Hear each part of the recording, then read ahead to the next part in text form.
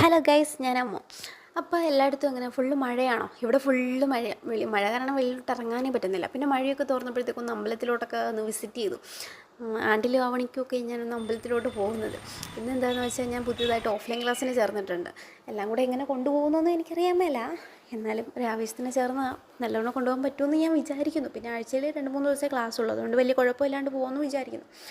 പിന്നെ അതിൻ്റെ ഇടയിൽ പിന്നെ ഓൺലൈൻ ക്ലാസ്സും കൂടെ കാണുമായിരുന്നു. അന്ന് പിന്നെ ഒരു കാര്യം പറയാൻ മറന്നു, നമ്മൾ അന്നല്ലേ 13-ാം തീയതിയാണ് ലാസ്റ്റ് വീഡിയോ ഇട്ടത്. പിന്നെ ഇന്നാണ് ഞാൻ വീഡിയോ ഇടുന്നത്.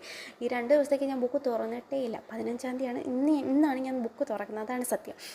എന്താണെന്ന് വെച്ചാൽ ഫുള്ള് മടി കാരണം എനിക്ക് പറ്റുന്നേ ഇല്ല.